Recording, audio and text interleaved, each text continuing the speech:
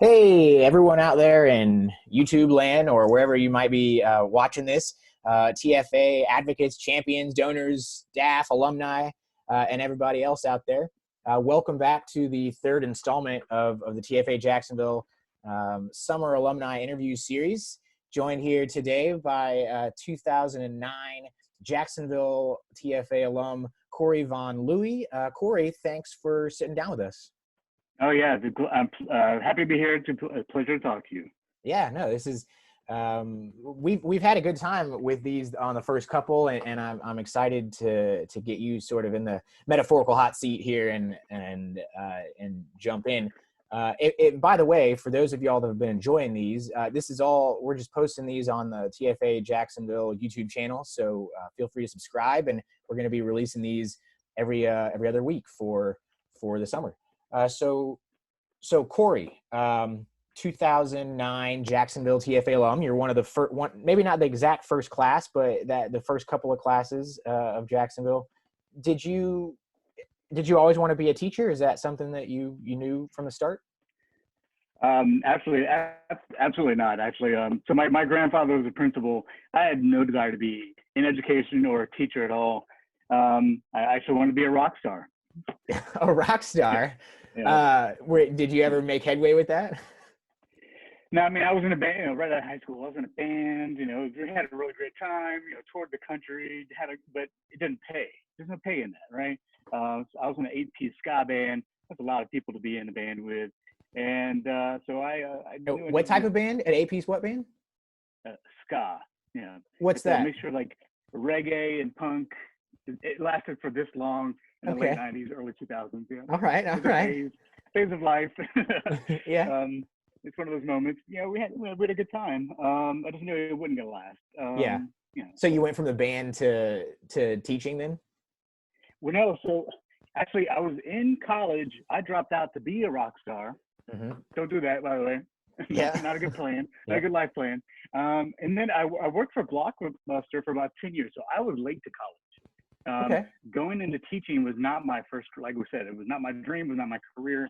I was working with Blockbuster for a long time, and I got put in, my first store was on right down the street from my first school I was placed with Teach for America, right on Edgewood Avenue.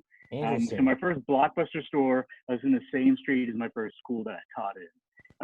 And so when I was over there in Northwest Jacksonville, I fell in love with the community. I fell in love with the people, and it had me asking lots of questions about systemic community issues that we have here in Jacksonville, especially specifically around education, because that's what I knew a lot about, although I didn't want to do it. Right. So I left Blockbuster and I went to go back to school full time because I needed to go back because I quit to be a rock star. And I don't know, I studied for 2 years. I did a research project about the inequities in Duval County Public Schools. Wow.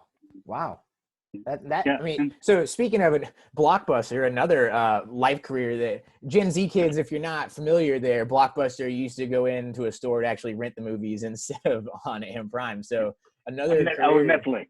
Yeah, another career that probably was a good move. But so you were at your research on the systemic inequities is what led you to Teach for America, I think is what you're saying. Yeah, I listened to an NPR interview with Michelle Rhee, and she was the chancellor of schools up in DC at the time. Right. And I remember hearing her talking about the things I was just studying in Jacksonville. I'm like, well, that sounds amazing. And she mentioned her path took her through Teach for America. And I was like, that's what I want to do. I want to do Teach for America.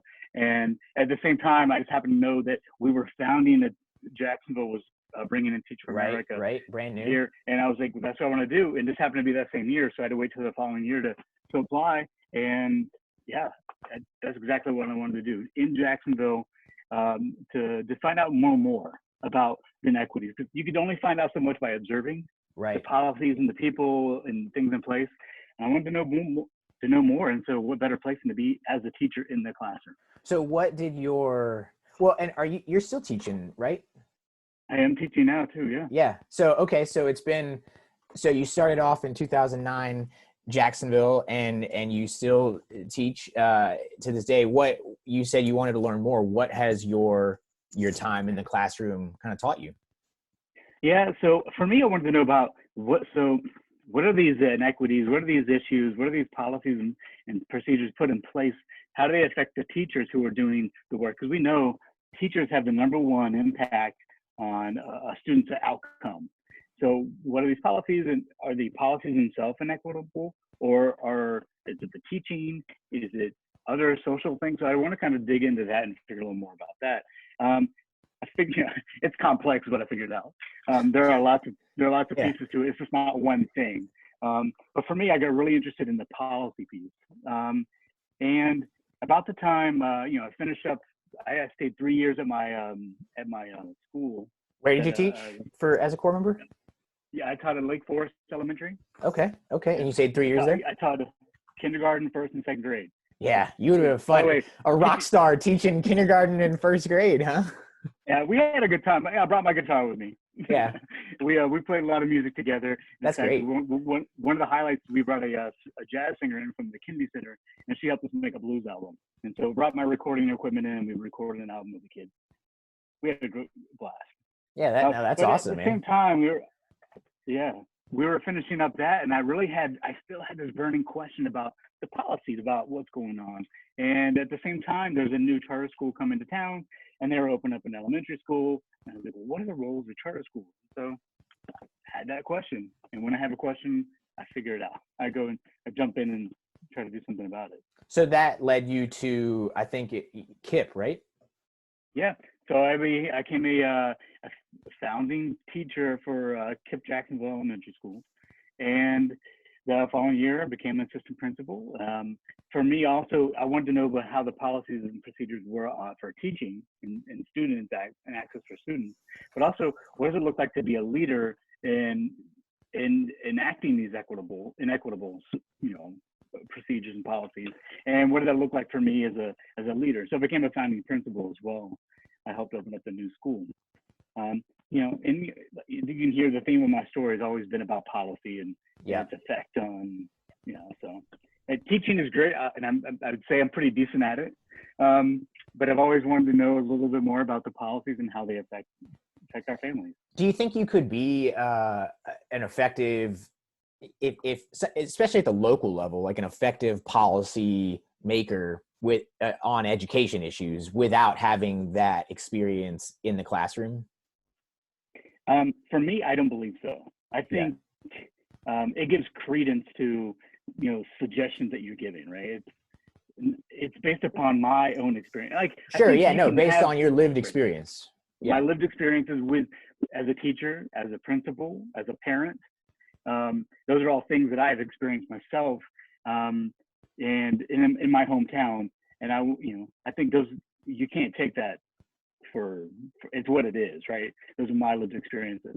I'm not saying that people without those experiences can't make good policy, but at the same time, I think that this leads to better collaboration. Sure. At a minimum, folks with those experiences be involved in the process, right? Exactly. Yeah. Yeah. It's an idea of I want to do things with versus to. Sure. No, that makes a lot of sense. Yeah. I mean, because obviously there's policies on all kinds of subjects, and not everybody can be an expert on every subject. Right. But exactly. No, so like you said, partnering with. So I understand it then that I think you're currently at a public policy. You got a public policy grad program, right? Yeah. So here at Jacksonville University, they have the Public Policy Institute, which at the moment is the only university to offer a public policy master's in public policy degree in the state of Florida. Really? So, yeah. So, which I'm really excited to be a part of that. I think there are some other schools coming online here in the next couple of years. Yeah. But as of right for the first, I think 8 years that they've been around, we are it. So we are breaking ground in Jacksonville. I think I know the answer to what led you to. I mean, most of your answers have been interested in policy. But how has the master's program, I think, maybe pushed you in that or pushed your learning? Yeah, so for me, I've been really like zeroed in on education policy. Of course, this is a master's program on policy, period, not just education policy. Right. But all those skill sets about creating and putting in place and the politics behind putting in place policy are real. And you can learn, and they can all be added on to make good policy, period. And one thing Mr. Mulaney does over there, he has a set of core values that anybody going through the program has got to know. Mm-hmm. And as part of the process is like of being inducted into the program is understanding and using his core values. Because we believe that people in leadership positions should have a set of core values, which is better for the community, not for just short-term gain, but for long-term future generations. Yeah. So what I know that you're running for, maybe this is a good segue when you're talking about policies and also impacting future generations and having, you know, being part of something bigger than yourself. You're running for school board, right? For Duval County School Board. What was it, just the combination of your journey, of your leadership journey here that led you to that? Or was there a moment where you thought, you know, I really want to try to make a difference, you know, at a systemic level on the school board? Yeah, so it's something that I've like you said, you heard of the theme of policy and impacting policy for, you know, education policy in Jacksonville. This is something I've been wanting to do for a long time. In fact, I almost took a stab at it in 2010, or 2012, excuse me. Right after the core experience, then. Yeah, right after the core, I really wanted to jump in and kind of get my feet into that. But I knew, like, for me, and this is just for me, I know that my experience leads my direction on policy. I had outstanding questions about charter schools and the role that they have in our community. So I had a choice: join a charter school or, you know, put my name in the hat for school board. At the time, I was like, well, let me find out more. I want to make sure that when I'm advocating for things in my school district, I am actually doing it from a knowledge base. So, you know, it's something I've always wanted to do, and the seat is up now. The current board member is term limited. Things happened, all lined up for me. The stars aligned, and I'm making the move. So yeah, what district is it? So District 1, and that is mostly like Arlington and some of the north side. Okay. And so we're all sort of navigating the very fact maybe that we're doing this virtual interview, this interview series through Zoom here, I think tells that we're all sort of navigating the COVID-19 pandemic, which continues to ebb and flow. And right now it looks like maybe we're ebbing some. How has it been like? I mean, maybe, I don't know, maybe you don't know any different, but trying to run a campaign in a world in which, you know, knocking on doors ain't necessarily the ideal thing.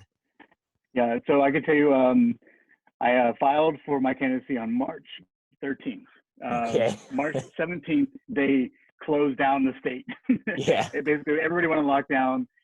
We extended. It was my spring break as a teacher. During my spring break, I went and filed all my paperwork, and then, like, well, you might not be returning. I'm like, what? So, like, I knew that there, like, all the work that I did up to that point, out the window. Right. We're going to have to think outside the box on how to run this campaign, not just logistically, like how to reach people, but financially, like people's wallets all took a big hit too. Right. So we're talking about a financial future that looked different, a reality for logistics and safety concerns, which all that, boom, right in your face. But I think it's indicative of what the role of the board should be right now. We are in a total new paradigm for not just the fall, which we're getting news of that right now this coming weeks, what that's going to look like, but what that looks like from now into the next decade.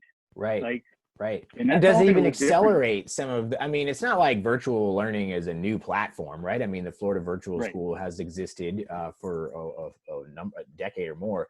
Yeah. And so yeah, there's questions that school board members, lawmakers are grappling with that, are some of these changes, can we strategically leverage them to a good to be able to maybe provide a style of learning or a course that actually speaks to some of the younger generations.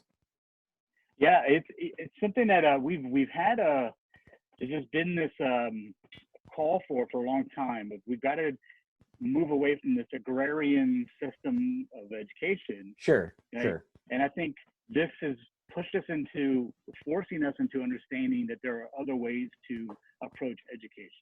And not all of them are good. And there still are systemic impacts, right? If you're relying on internet and you're talking about a community that maybe doesn't have consistent access to high-speed internet, then there's a systemic inequity, right? Right. So as a teacher of 20 kids, 6-year-olds, by the way, you just don't tell us as a dad as well. Like, so I have my own 6-year-old who just turned 7 Wednesday. But so I have my own 6-year-old and a class of 6-year-olds, 20 of them. You just don't tell them go log in. Right. It requires somebody there that can help them. Most likely, it's an older sibling or a parent, or a grandparent if they can manipulate the technology piece. So that has been a challenge. So when we take away access to the schoolhouse itself, you take away all those tools which help remove the barrier to learning. That's right. And so, like, I lost during that time 10 of my kids. I never saw them after March. That's never tough. Interacted with them. It is tough. Because I mean, obviously, that probably is difficult for them to be making those gains that they need to be making. Making sure they're staying on track to being prepared for the next grade level. Yep. And a lot of it has to do with like the parents are having to go. They're essential workers, right? So they're having to be out in the community. They just can't stay home, right? And even though for the parents who are able to stay home and do their job, like they're trying to do their job next door, like right next to them on the bed or whatever, while the kid is next to them. So they're trying to help them navigate the computer, click that button. Yeah. How did you manage teaching a class while also being a parent to a 6-year-old?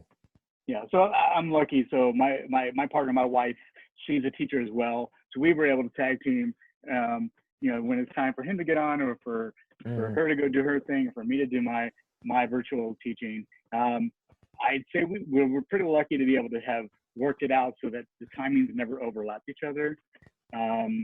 But I could envision a world where those things overlapped all the time, and something's got to go. And at the end of the day, as a parent, somebody who perhaps to provide for their family, you're going to choose the thing that, That's right. I mean, you got to put food on the table. You got to put food on the table. So I feel like we could probably chat here all day. But I have one last question for you to wrap it up. That so we have Teach for America Jacksonville every year, still, bringing in new corps members and bringing in leaders who are excited to get into Jacksonville and lead classrooms and break down those barriers, to opportunity. So they're all doing their virtual training this year. You went through this kind of summer institute training. I went through a summer institute training as an alum too. This year it's been changed to a virtual setting, a summer virtual teacher training, and they're going to be coming into the fall to, it seems like, maybe some type of hybrid system where there's virtual and in-person classes. So as someone who's a parent, as an alum, as a teacher right now yourself, someone who's been a school leader, do you have any advice if some of our incoming corps members right now are watching this? Do you have any advice for them? Yeah, there's a couple of things, 2 things that come to mind. The biggest thing is it's relationships. So depending on kids don't just show up because they have to do the work. Kids show up because of the relationship that they're building. And especially right now, if it requires them to do some sort of virtual, that's hardship. That's something different that they're not used to. So build that relationship however you can so that they show up because you're doing a great job teaching with them virtually. And the second thing is just be open. I don't know for like, that would have been hard for me to kind of like jump into teaching virtual and a virtual, like that was a tough challenge for me to pivot. So I'm happy to hear that they are getting access to tools and how to do virtual teaching, because that's going to set them up. So be open to adjusting the plan. Just because it's set in stone doesn't mean you do it. Right. And that would be true with COVID or not COVID, right? Like every teacher's shown up that day, and then there's a fire drill, and you know, like your lesson plan. Yes. Yeah. So be flexible and build relationships. Yeah. So sum it all up. No, that's great. I feel like the be open part, which I love that. I feel like that will help that build relationships part, right? Like being open and your genuine self. I remember Herbert Fambro was a student of mine. Herbert and I used to have some good conversations. I taught even before you, so we're more than a decade ago here. But I remember one time one of my TFA coaches asked him like, "Oh, what do you like about Mr. Minnick or his class?" And he just really simple said, "Oh, well, he always keeps it real," And I felt like that was actually a really big compliment of he's just open and honest with us. So yeah, kids can sniff it out. If you are right about that. If you're trying to be something you're not, they're gonna sniff it out real quick. You're right about that. If you're just corny in general and that's your thing, just do that. Yeah. Whatever. Just be yourself, and I think keep it real. Also, that's good. Yeah. Put that on my other arm tattoo. All right, man. Well, it's been fun keeping it real with you, and I appreciate you sitting down with us, and we'll get this up on YouTube, and hopefully folks can learn from it. Yeah. Just one last plug. I am running a campaign here. Yeah. Do you think? Please visit votevonleue.com. You can learn about me, learn about my priorities, and why I'm running. So check that out. You can also email me and contact me right from there. Votevonleue.com. Will do, man. All right. Thanks, Matt. Appreciate you, man.